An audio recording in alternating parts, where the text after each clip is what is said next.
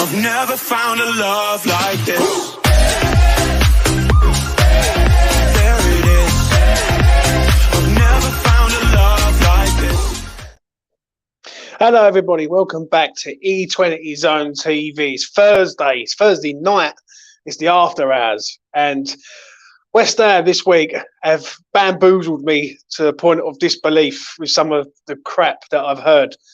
Before I get started, please do smash a like on the video and please do subscribe to the channel if you are new around here. First off, let's get the lads in. One of them's Clive and the other one is Mitchell. While they sort themselves out, sort the camera out and everything, Clive, talk to me. You good? What you saying about Mikel Antonio wanting out the door, mate? That's more. I think, again, talking on podcasts and whatnot, it's a little bit irritating. I know there's some people that are happy with, him voicing basically, I'd be upset if I went, but I wouldn't be upset if I also left, sort of thing. But for me, what I'd like to hear, especially considering we're in a relegation battle, is I don't want to leave and I want to do everything in my power to stay and fight for my place and fight for West Ham to get out of relegation. He said it himself. He's been there for 8.5 years. Show some heart. That's how I feel anyways, but that's just me. People say he's a legend. Me. No, I totally agree. I don't get the hype. If I speak the honest truth, at the end of the day, I always think of this is a bit of a weird one to think of, but Harry Redknapp said, I think it was Yakubu, after a clause in his when he signed, for scoring goals, like extra money, and he's like, well, that's the job. At the end of the day, Antonio's job is to score goals. In my opinion, he's done just as good as Carlton Cole and many others, but that's not a very high standard or a high bar, in my opinion. I totally agree, mate. I totally agree. For me, before I wait for the other lads to sort of appear, Mitchell's there now, so let's get Mitchell on. There he is. James, Mitchell's on mute. Starting at thingy. I thought we were starting at 10. 10 past 10. It is 10 past 10 now, so I thought I'd get going. Mitch, talk to me about Antonio, mate. What do you make of them comments that he come out with about he wants to leave? the gun is out. The gun is out. Let's get this layout sorted out because we're looking a bit screwy. Yeah. Go ahead, mate. I thought nothing because I didn't even read it. I didn't even know he said it. No? Where's he said he wants to leave? It was on a podcast. Basically, he turned around and said that basically he don't care if he stays or goes, really. Do you know what I mean? Someone who really cares about West Ham United. Yeah. And for me, I'm not a fan, mate. I'm not a fan of that. When West Ham are in there, let's be honest, we're in a shit moment at the minute. We need everyone on deck, and he wants to jump ship before we sink, basically. So, what do you reckon on that in regards of him? Well, if that's true, well then it's a fucking disgrace. But I'm not going to say too much on it because I don't know if that's true, mate. I've not seen it anywhere. Clive, can you elaborate on what I'm saying? Basically, on the Football Footballers podcast, whatever it's called, the one that he does with Callum Wilson. That's the one. He basically said, he's been at West Ham for 8.5 years. Yeah, there's been talk. And then he went on to say, I'll be upset if I leave, but I won't be upset like if I also go. Basically, it was like, if I go, I go. It is what it is. But if I stay, I won't be upset because I've had 8.5 years there. Basically, I'm too bothered by that. I don't know about that, Mitch. I am a little bit. I think what I was saying was, for me, like, we're in a relegation battle. I would have liked to see a little bit more fight from him, a bit more like, I want to fight for my place and stay here until at least the end of the season. Because at the end of the day, he's still got 12 months left when it comes to the summer. We can still probably get a solid 8 million. I don't think we'll lose too much on him, probably 1 million or 2, because I think he's only worth 10 at this point. Is he worth keeping to the end of the season, or is he worth flogging now? That's the question that needs to really be asked. Like, for me, Right. You keep everyone here, don't you? Really, and you try and improve the team to get the mess. I personally would like to see him back on the right wing, but I know that's not going to happen. For me, at the end of the day, look, if Bowen gets injured, you could easily slot Antonio into the right wing, because I don't see, like, if Scamacca is rumoured to be back in the next week or so, based off of his story today, it would seem like he's going to be back at least by Newcastle, if not by the Derby game, which is great. And then you can have Ings back a game or two later. In my opinion, like, I don't see, if we have a fully fit Ings and a fully fit Scamacca, I don't see Antonio playing unless he's going to be in a right wing. And for me, Bowen could do with the rest, at points, and also having to fight for his place, because Bowen, as we all know, has not had the best season. Yeah, I agree. I've got to get to this comment because it's exactly what I say every fucking time. And I had this row with Alfie every single time. Paul, you've got comment of the fucking night, brother. Top scorer over 8 years. Behave. So he should be. Agree. A decent striker for West Ham wipes that out in 2 to 3 years all day long. Brilliant. Brilliant. And I've said that for time. People keep making out that he's like some sort of fucking hero because he's been here 8 years and he's the top goal scorer. A good striker, and I agree with Paul, would wipe that out no problem. If you said 4 years, if Scamacca's here 4 years, do you think Scamacca can't wipe that out in 4 years? I think he could. If he starts to score, or if we actually go out and get a proper striker who knows where the back of the net is. Yeah, like it's the only longevity we've had in strikers has literally been Carlton Cole, who spent 2 seasons or 1 season in the Championship anyways, and Mikel Antonio. That's the only 2 like we've had with longevity. Everyone else has only been there for a couple of seasons. Yeah, I agree on that comment. What do you think of that comment, Mitch? Scamacca seems a bit flaky, so we need to keep Antonio until the summer.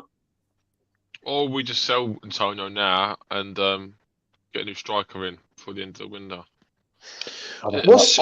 Mate, I'd fuck Antonio off anyway now. I think he's really getting on. He's I've said anyway for about a year now. His attitude, I don't like his attitude, to be honest. Yeah. I know I said that, and what I'm about to say now kind of contradicts what I just said. But if I was in charge, I'd try and get an average on a half-season loan. I don't understand why everyone's on about Arnautovic again. Like, for me, we've got rid of, I think, most of the sour grapes in the dressing room. Do we really want to bring that shit back in? I know. It's really contradictory what I said. That's a Thursday night belter, Mitch. 100%. Don't get me wrong. I like Arnautovic. I had Arnautovic is my favourite ever West Ham player. So we'll bring Anderson back, and we'll bring Payet as well. Yeah, whilst we're at it. Ooh, I don't know about that one. Don't get me wrong. I will say this. I liked Arnautovic. I like the passion the man brought, and he had that sort of like, sort of. Yeah, it's just. He was just a raw. Do you know what I'm saying? He was a geezer. I looked at him. Yeah. I mean, we all knew that relationship was going to turn sour because the way he left Stoke was sour anyways. Like, we all kind of knew what we were going to step into. But yeah, I do agree. I do agree on that. So if he does go, how much do you reckon we'll get for him in the January window? 10. Antonio. What's acceptable for you lads? 8. Antonio, 10 mil. Yeah, I think if we can get 10 million for him, I think right now, 8's the minimum. Yeah. Have a couple of add-ons. You can easily get 10 mil regardless, but 8 to initially get now. Scott Fenn's in the chat, but he's not on this stream. He's let me down tonight. He's out of the group chat. Antonio is not a club legend. If we're talking legends, we're talking Paolo Di Canio. Yeah, Paolo is one of my. A legend. None of them are legends. Oh, I don't know about that, Mitch. An icon. Di Canio's an icon. Yeah, same as Pyatt, really, isn't he? Yeah, they provided iconic moments. Like, when you think about it, Di Canio, you always think of that fucking bicycle kick, right? Oh, not bicycle kick. Sorry, the scissor kick. Scissor kick. Thank you. Yeah, you always think of that. When you think of Pyatt, you think of that last season at the Boleyn. So, I feel like they have iconic moments or iconic quotations to them, but they're not club legends.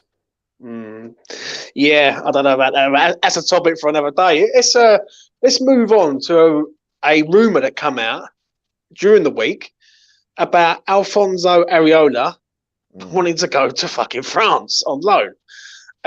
Mitch, I'm going to start off with Mitch. Mitch, we've got a geezer who's on 100 grand a week plus at West Ham United Football Club, and the man wants to fuck off to France because he's not getting no game time. What do you say about that? I don't blame Areola. I've always felt sorry for Areola. I would have started him in first game of last season at Newcastle away. I think he's been treated like shit here at West Ham. He's, to me, easily a better keeper than Fabianski. He's better than Fabianski right now, currently, and he's just not getting any game time.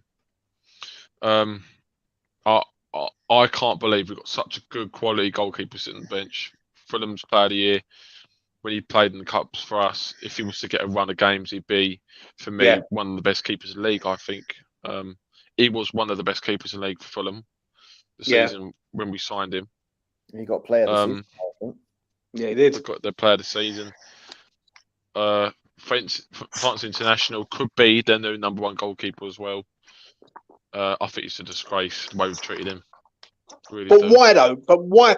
I'm going to ask both his questions, and I'm going to get to Clive. He's got his favourites, and he likes Fabianski's careful and he's safe and he's not. I don't know. Did you see? I was going to say this, before I get to Clive. Did you see what Central put on I don't Twitter? give a fuck about him. Yeah. Right. So, go on, Clive. This is where I wanted to come in, actually. So people ask the question, what has Areola done to suggest he should be number one? Now, here's the thing. What's Fabianski done to suggest he should stay number one? He's made mistakes. Usually when you see a lot of them. Out of mistakes that have happened at this point, a goalkeeper change is usually made at this point. Some managers are more cutthroat. As soon as you make one mistake, you're out. That's it. You're done. I feel like Fabianski's made a few games where he's made a few errors. So we're not talking 1 or 2 goals. We're talking about 5 or 6 at this point of the season. For me, that says Areola comes in because I haven't seen any mistakes, minus maybe one during the Europa Conference throughout, the 6 games that he played. So, for me at that point, he's built a solid enough base to go, cool, I should now be in contention. Further to that, I mean, the irony here is at the time we got Areola, we could have got Nick Pope, which shows... Go on, carry on. Yeah, which really just shows like what our ambition was Areola's used to being a backup keeper because he was backup keeper at PSG at the time. And we've clearly gone, he'll be fine being, backup goalie as long as he's getting the money. Yeah, he was getting the money, but now Lloris has left the France setup. Of course, he doesn't want to waste time. At this point, it's now or never for Areola. If he's not going to become number one goalkeeper for France now, he never will. And he knows that France team is so good. They will probably, they're going to be up there for the next Euros. They're going to be up there for the next World Cup again. Of course he doesn't want to sit on the bench. Doesn't matter what money you throw at him, and that's clear. So you can't blame Areola at this point, and he should be starting because Fabianski should have been dropped after the amount of errors he's done in the recent games. Yeah, I totally agree. I totally agree on this. I'm absolutely fuming on that, if I'm being truthfully honest. When I see that from Central the other day, I was in such a shit mood. I was like, should I go at him or not? I thought, no, leave it, James. Don't, because I'll be there all night. I don't understand why we've got a 38-year-old goalkeeper in goal when we've got a French. Let's be honest, he's France's number one goalkeeper now. Right, he's 38. I think he is. Mitch, it's in the 37. Chat. Is he 37? Is he? Yeah. All right, somewhere between 36, 38. I know that. Right, he's somewhere there still. He's a fucking. April, I think. He's a veteran goalkeeper. Right, let's put it like that. And we've got Alfonso Areola, who's younger, who's better. I think. Yeah, he's 29, 30, whatever he is. And he is a match winner. That is the point. That is the point. If he was to leave, where does that leave West Ham? Because we've just got rid of Darren Randolph today, and I see his video earlier on. I had to fucking laugh. I see his video of him dancing or like doing some moves in his fucking Bournemouth video. I'm thinking, you fucking prick, you ain't done nothing for West Ham for the last few years. So, like, you can't, James. I tell you, the good thing about Randolph going is because Bournemouth have paid out for the 6 month remaining in his contract. So that's a little bit of an ease of money for West Ham's point of view anyways. Because obviously they could have just waited another 6 months, which is weird when he's going to be third choice goalie at Bournemouth. But at this point, we can't get rid of Areola because we're now down to really 2 goalkeepers and then our academy goalkeeper, I think it's now third choice. Anang. Yeah, that's it. So at this point, Oh, are you then going to have to either pay over the odds because it's going to be deadline day if Areola goes at this point, or are you going to just loan a goalkeeper until the end of the season? Our best bet really is just to loan a goalkeeper on the cheap and hope that Areola stays at this point because Well, this this window. Yeah, in this Why? window. Because, well, if Areola wants to force a move or push a move through, we're going to have to. I don't think we'd let him. I don't think we would, but I mean, we said this with Payet, and I don't know though, Mitch. If you want me to cut in there just for 1 minute, yeah, he wants to play. He wants to play football, right? And something says to me, something's happened behind the scenes massively. Because do you remember the FA Cup game? It come out that his missus got hit by a car or some shit. Like, do you know what I'm saying? It was Moyes. It fucking probably was fucking Moyes Moyes, on the yeah. prayer. Moyes was on the fucking like lurch. There's something drastically wrong at West Ham with regards to goalkeepers and defenders. Yeah, I've said that for ages, right? But on this one, right, I don't blame Areola for wanting to go. I really don't. I'll be absolutely.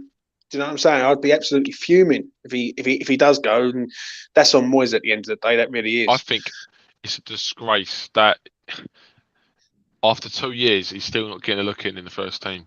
I thought it was going to be that 2 years. That's shocking. That's so bad.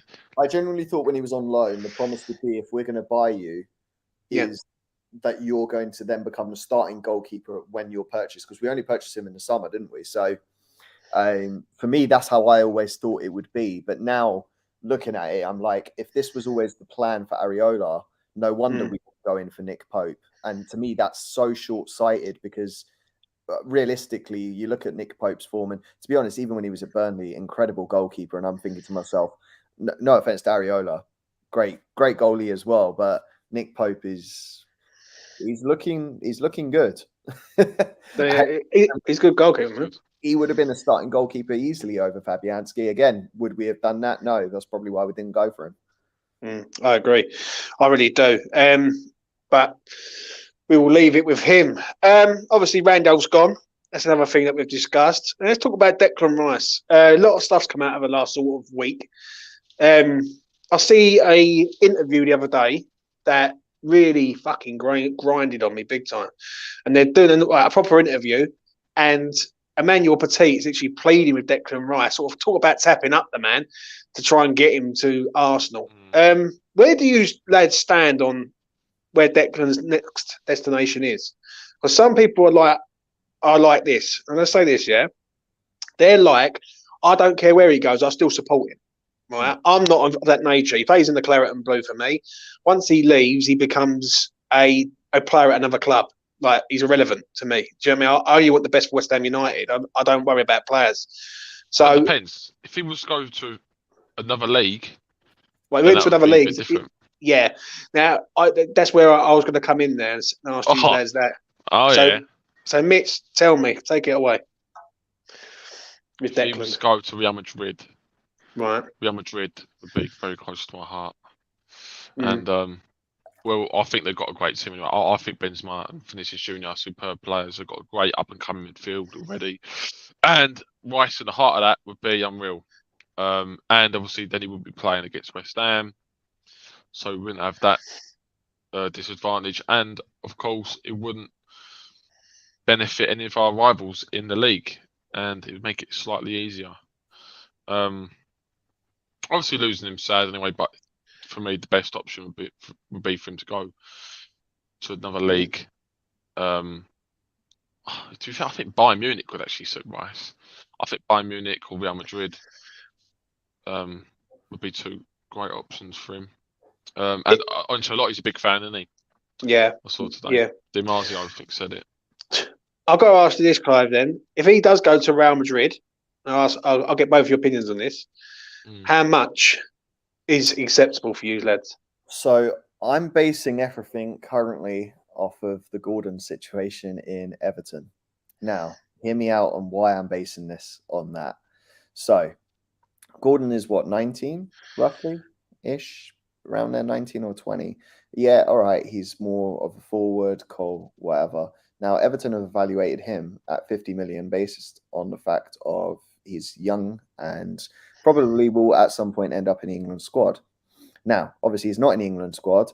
Fuck Claire Balding. He will never be anywhere near that squad. I think depending on, if Newcastle get him, he probably has a chance. But to the point, I think realistically he'll go for around 40 million. That's the person not even in the setup for England at the moment. Whilst we're talking about Declan Rice, who's constantly in the setup. He's been in the setup for 3 or 4 years now. He's one of England's key men. Yeah, exactly. He's a starting player for that team every single time. For me, it's now not stupid for us to ask for a minimum of 100 million, and we shouldn't be accepting a penny less at this point. Before I was thinking, 80 million, I could kind of get it. But when I'm looking at all the players that have gone, especially when it's English commodities, like, we're looking at Calvin Phillips only had a year left in his contract, so he went for 50. But to me, that's where people were going, maybe Declan Rice is worth around 80. But, I'm looking at all these different players that have gone. Like in the past, Ross Barkley a few years ago was 25, 30 million. Hardly in the England setup. 25, 30 is probably around 45 million in this current climate. Yeah. To me, when you're looking at England setup, I mean, if Harry Kane would go for 100 million, why can't Declan Rice? If Harry Kane was to go for 80 million, Declan has to go for 100. Has to. Yeah. Like literally, he has to, with age, with what he brings to the side, the longevity of his career. Like Errol's Declan now, 24.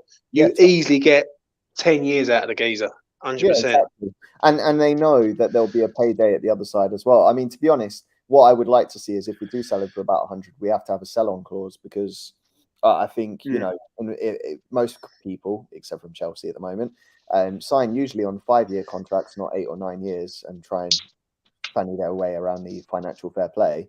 And 5 years' time takes him to 29 years old. 29 years old, perfect age for another high price move. And, then West Ham could get an extra 10, 20 million if it's like 10% or 20% add on extra.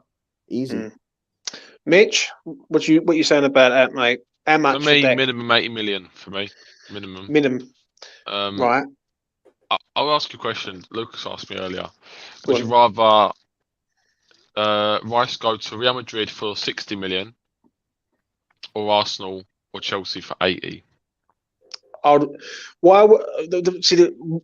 That's an interesting question, but it's an hard one to answer because the way I look at it is why would Real Madrid pay £60 million when Real Madrid have got more spend than probably Arsenal have? I know, but I'm just giving you that scenario. So that scenario was a thing. Right. Would I accept him going to Real Madrid for less? No. That's the simple. No, I wouldn't. I would. I would. Because then it becomes a sentimental thing rather than us as fans. It's not sentimental. It's about, Well, it is because it's not improving other teams in the league. I get that, but we're nowhere near competing with them teams that are going to be miles ahead of us. That makes sense. Do you know what I'm saying? Especially if we give them fucking Rice. If someone said to me right now, right, you can go to Arsenal for 100 million, I would take that. But I would.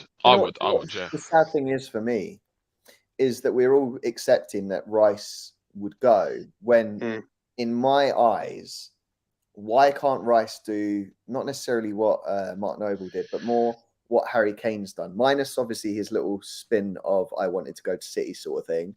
But, Harry Kane joined a Spurs team that was very mediocre like ours. And, that Spurs team has increased. Yeah, all right, they've not won the trophies they perhaps had hopes, or same with Harry Kane. But my concern is, do we have that drive and vision? Is that what's driving Rice away? Because for me, where's our long-term vision? Because if I'm Rice, I'm thinking I'm 24 years old. I've got a solid 6 years to get some trophies. Do I feel I could do it with the team that have given me the opportunity when Chelsea didn't? I don't think he goes Chelsea, mate. I've always said that. No. I'm not saying that. I'm saying, Chelsea didn't give him the chance, but we did give him a day.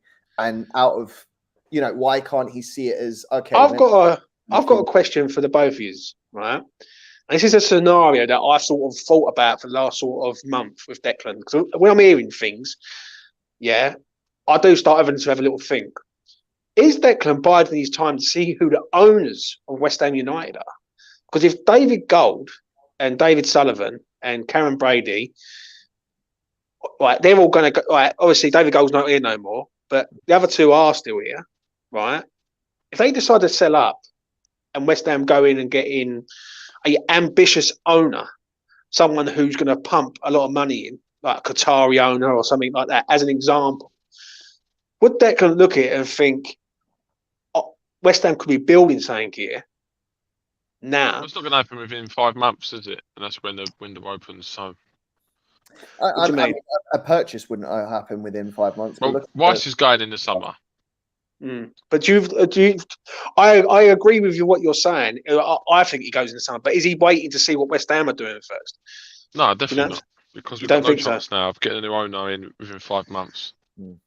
I don't know. I don't know, because if something's already set in stone, listen, an ownership can take what?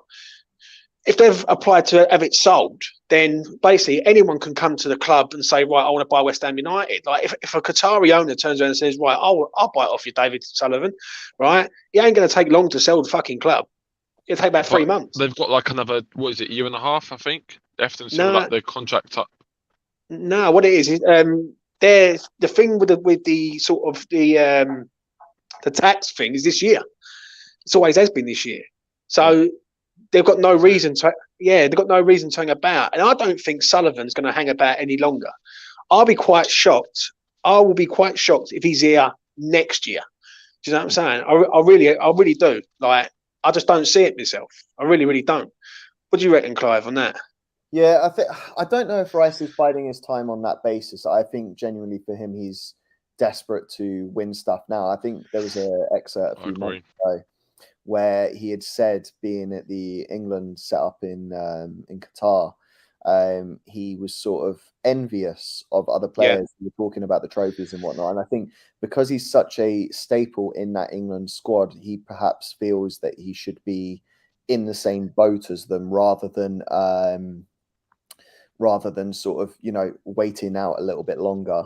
I mean, look, my ideal situation is we managed to keep him for another year. I obviously know he's going in the summer in my eye, like what you guys are saying, but I would like to see him there until at least summer 2024.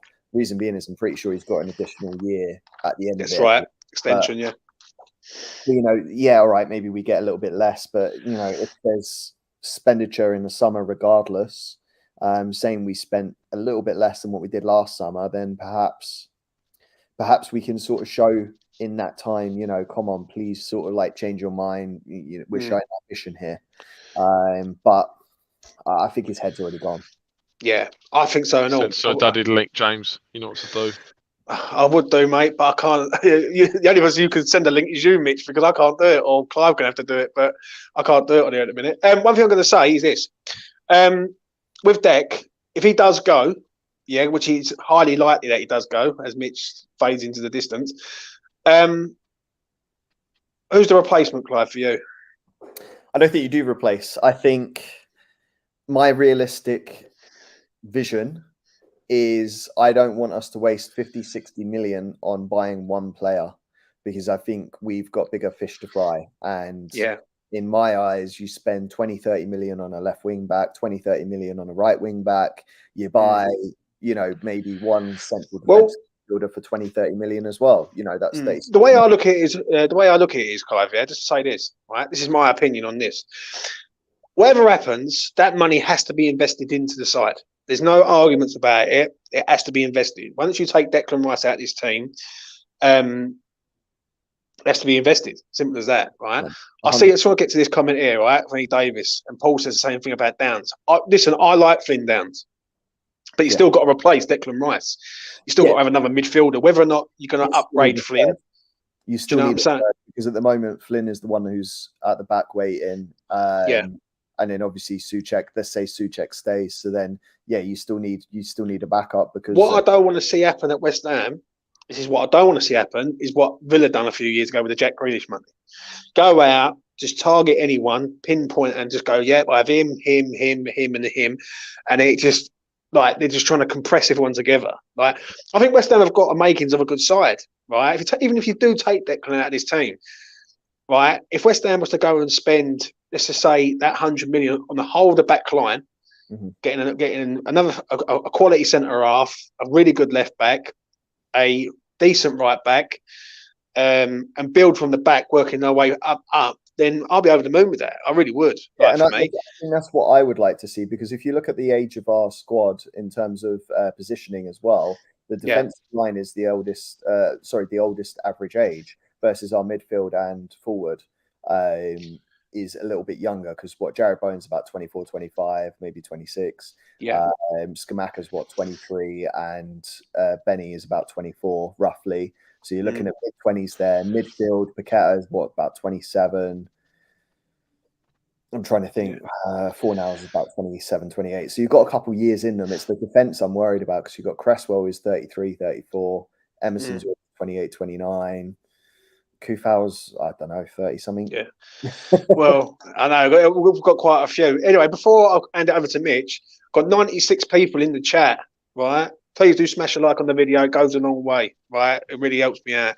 So now that your DMs are closed, you can't.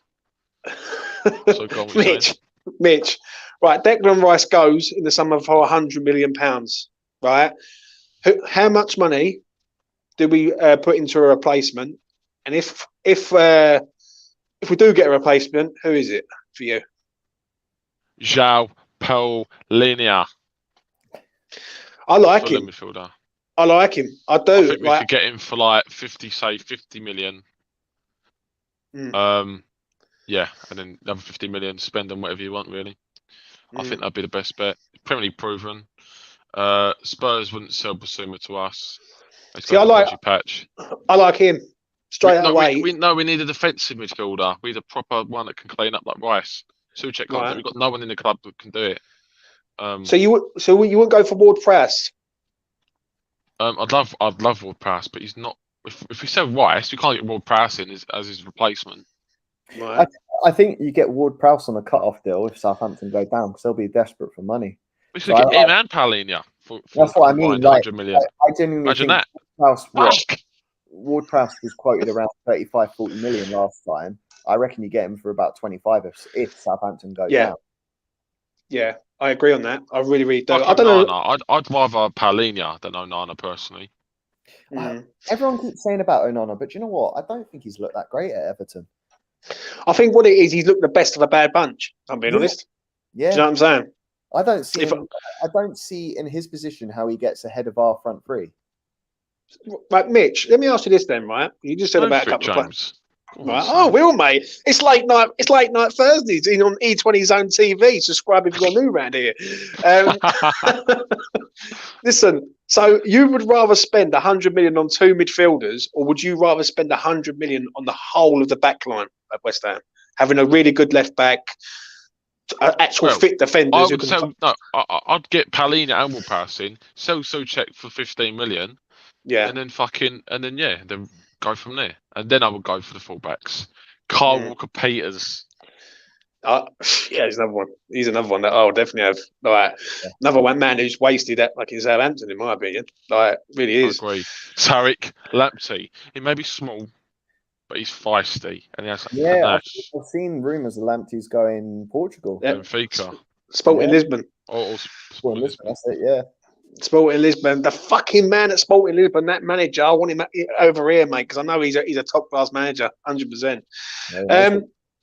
Right, anything else that you lads want to discuss? Conor Coventry signed a new contract with us today. I don't get that. I've a good shout, Mitch. That's one thing. When you said that, it just reminded me. But what's going on with him, mate? I'm kind of glad actually that he signed a contract. Another loan don't hurt. Why not? Fucking hell, mate. That's like loans all the time. I don't get it, though. Pay his wages. We won't be paying his wages, so I don't. Yeah, okay. But what is he? How can I put this? What is he looking to achieve, though, here? Like, if he's here, like, do you know what I'm saying? Like, he's not going to get okay. Right. Because maybe become like a rotation player, because at the moment he's not even a rotation player. He's not getting any game time whatsoever.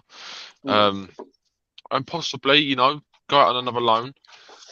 Hopefully, Moyes gets sacked, and by the time he comes back from the loan, a new manager sees a player in him, and he's come back from his loan, maybe a better player. Yeah. So, there's a possibility. I don't think he will come back better. There's no point to Daddy. I've already we're about to finish in a minute. Worst case scenario, look, you loan him and you get a little bit more money because he's shown his potential on loan. Pardon? Sorry? I was about to say, if you go on loan, if you show your potential, sometimes you get a little bit more money in that transfer fee if we end up selling him. So that always helps as well. Yeah, but even Ekwa goes out the door this week, right? To do not Sunderland. give a fuck. Don't give a fuck. Yeah, I agree with that. I don't give a shit about that one either. But what I can't understand is though, why are all our youngsters wanting to leave, even the ones who are supposedly quite good. And then we've got Conor Coventry here, who I'm going to be honest with you, I've seen him a few times. I think he's fucking bang average, mate. Literally bang average. I'll tell you why, James, because fucking none of them are getting game time under Moyes. I've said this last year. I said this time last year. Moyes don't like the youngsters. He don't like giving the youth a chance. You did say that. I mean, I never forget the fucking show that me and you done. And you said to me, you said, James, right, I'll never forget the words you even said. He said, at Sunderland, he was known for not testing the youth at all. And that was Sunderland. And Defoe complained about it. He said that he's great with the first team players, but with the youth, doesn't give them a fucking look in. And also another reason why is because, you've seen players like Cullen go. He's smashing it now at Burnley. You've seen Aless go to Sunderland. He's smashing it, Sunderland. That fucking shit striker cunt that went to Bolton. Afolayan. He scored a few goals. Yeah, but he's moved again. He's gone to Germany. He's gone to Bundesliga. No, he's gone to the second league. Yeah, Zwei. Bundesliga Zwei. 100%. I understand what you're just saying, right? Before we about the youth though, I do get that, but then I do look at it and think some of these players, like, is it Skulls? The left back? I thought he was a decent player when he was with when he played in that case. But why are they not getting a chance, Mitch? Is it because it's Moyes? Yeah, he is stuck in his old ways, isn't he? He just, I think he's a tactical dinosaur. Yeah, he. I totally fucking agree, mate. I really do. I totally agree with you, lads, about him.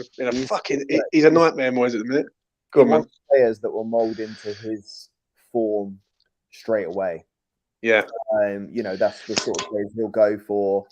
He doesn't want any youngsters. I mean, Declan Rice the first time round when Moyes was manager first time.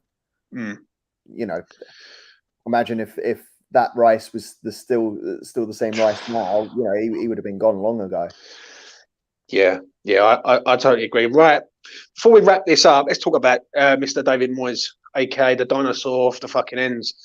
Where does the Everton game leave us in regards of David Moyes? Because I've seen people saying, right, we've got a good win against Everton. It's time to fucking it's a positive win. We've only lost 2 games since the turn of the year, or won 2 games in the turn of the year. Fuck, it's only been 26 days, I think it is. Where does this leave us with Moyes? Because I'm going to be honest, that Everton win could fuck us long term. If I'm being honest, I agree, James. But again, you say that, but it's one of those games we still had to win because it was a 6-pointer. Yeah.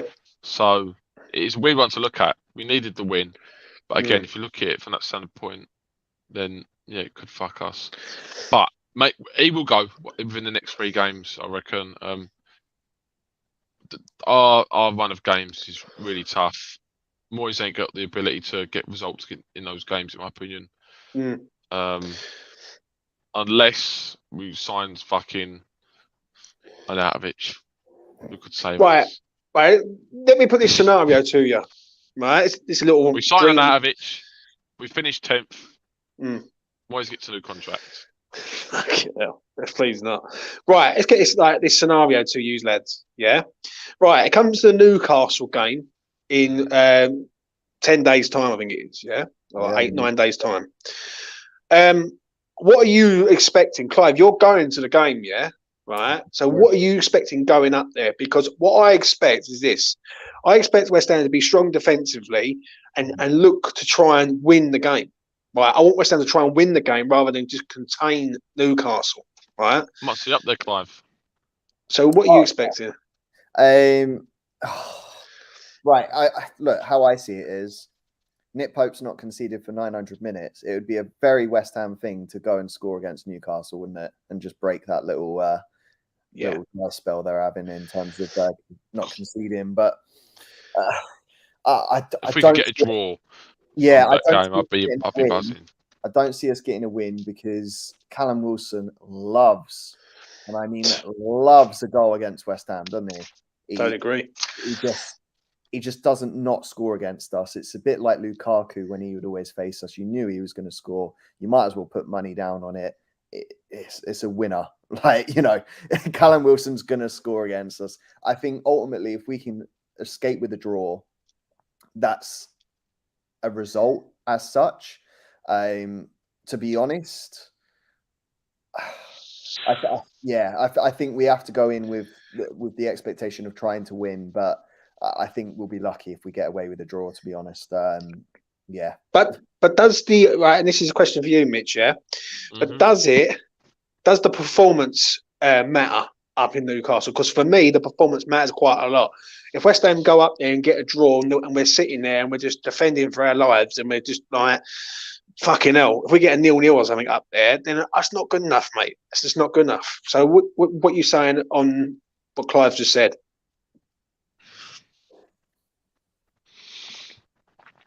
Well, for me, nothing's enough. We could beat Newcastle, and I still think Moyes should be sacked. So it doesn't change. It don't change anything for me. I'll tell you what I'm worried about: possession, because our possession against Everton was shocking. 68% they had, yeah, fucking terrible. That's what they're not even a possession-based team, Everton. Yeah, and I think that's what worries me. Based on that last game, I'm actually really concerned by that. But I think I'm actually slightly more concerned that we've only made one signing in this window when all the teams around us have made 3 or 4 at this point, with the exception of Everton. So I'm kind of worried that other teams around us are going to get that sort of new signing fever where they score a goal or do really well in their debuts, and there's little old us struggling to still get a goal. Why are we so obsessed with fucking chasing after Terry Moffey like he's the next Messi? Exactly. It's a fucking joke. 3 windows for Jesse Lingard. How did that go for us? Now, Moffey has literally said about 1,000 million times, I want to stay in France. I really want to go to Nice. I'm refusing the other French clubs. I really, really want to go to Nice. Nowhere does it say, I want to go to West Ham. I know. But this is the thing. This is what I discussed on the Forge for Mine the other night. And I know Gates is in the chat. Go over and watch. I went on there last night. I had a really good debate on there with different things. And that is why the mentality at this fucking club has got to change. West Ham's mentality has got to change, right? All through down the system. Like, just settling for players, like begging players to come to West Ham. Players should want to play for West Ham United fucking football club, mate. We're a big club in London, right? And people should want to come here. And it just seems like people don't want to come in. We're trying to bribe them to fucking come to our club, which is literally fucking outrageous. I've got to ask you. So just moved on to Arnautovic. Go to Bologna, offer him a handsome wage, and say, Arnautovic, save us. Mate, I'm going to fucking tweet Arnautovic and tell him, because Marco, get your ass back to the ends, mate. Listen, mate, the thing is, he would. I think he would. Like, if he said I 6 think months. Right out there and go convince him. Yeah. I miss him so much. 100%. Right, before I wrap this up, final thing I want to discuss tonight, because this has been a good show, right? It really has. Mark Noble during the week, right? Literally offered his resignation to sort of. We didn't, mate. He did, Mitch. He did. It come out. He offered it, and he said we resign basically. There's a lot of shit going on in that boardroom. Source is wrong, James. Well, I'm whatever sauce you're on, I'm not on tomato sauce. Just put it like that. Mate, my sauce is X. Right. What are you saying about that, Mitchell? I'll let you go first. I'm saying Something has happened in the Joke on board. the board, really. Yeah. They've obviously not clarified to him well enough about his role, because he's apparently questioned what's his role, and he said, "I don't really get what my role is as a sporting director here." And apparently he's moaned about it to the board, and that's it, resolved. He's not offered his resignation. But is it a case of the West Ham board have stuck Mark Noble, the face of West Ham, let's be real, over the last sort of 10 to 15 years, right, up there to appease the fans and take the heat off them? That's the question that needs to be asked. No, I don't think so. Because I think they've just done it so that West Ham fans have a bit more faith in the board. But so that's basically to appease the fans, isn't it? Because it ain't really. Let's be honest. Mark being there, right? One thing I will say is this: Mark Noble being at West Ham United, he will want the best for West Ham United, right? He don't care about anything else other than West Ham United, basically going up the ladder rather than down. He's got no financial gain out of it. He's got no other motivations out of it. His commitment is to West Ham, yeah? So if Mark sees something in there that he doesn't like, or is told to do something that he doesn't agree with, like, he's going to say something. He's going to pull back on it, isn't he? Let's be honest. What do you reckon, Clive?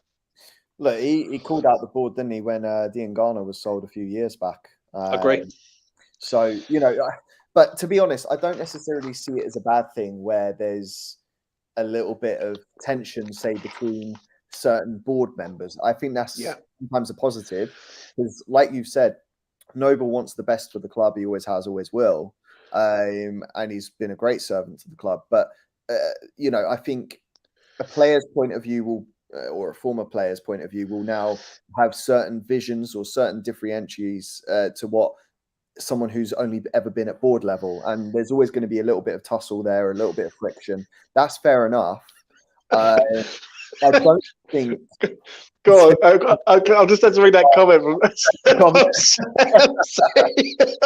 He's fucking done me tonight, Samsy, mate. Oh, what a legend. What a legend. Heard Noble wanted boys sacked. Told him to fuck off and slapped him with his Russian hat. Go on, Clive. Keep going, man. But yeah, I think it's a difficult one, because I think a lot of negative stories are coming out.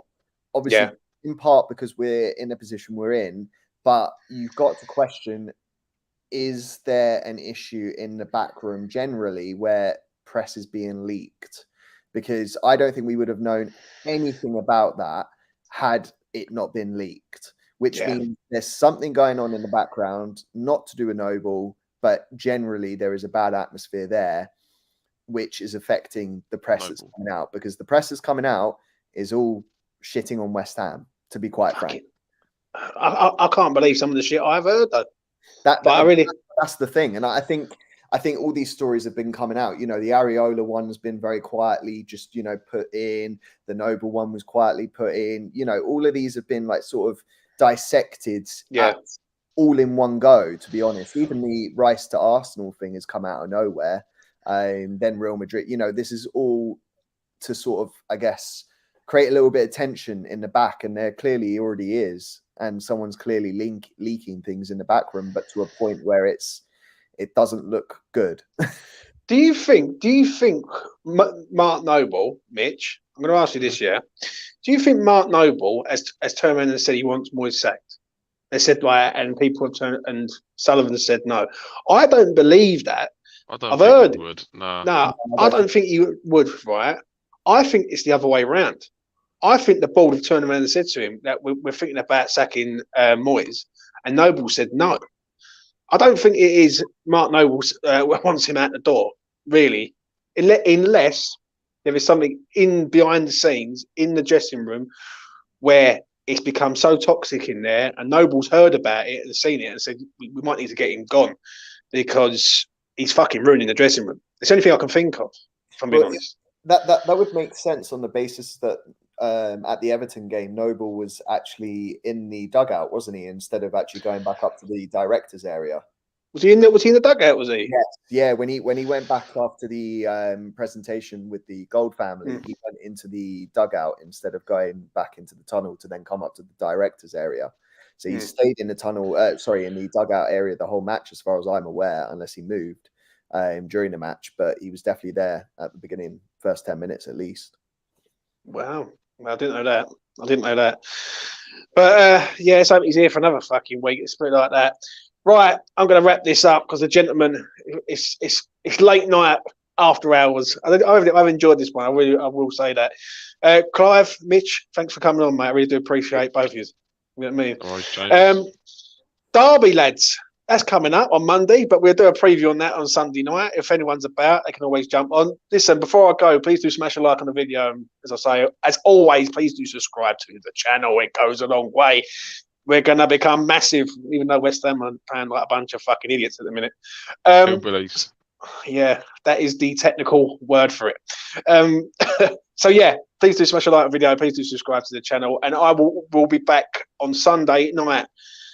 Time unsure to talk about Derby. Please don't fucking lose against Derby in the FA Cup, mate, because them boys will be. Derby. Are you sure, Mitch? Are you sure? We don't have a good record against the teams from the cup. We'll do. Let's hope so. Anyway, enjoy your weekend, and I'll see you again in the next one. Peace. There it is. I've never found a love like this.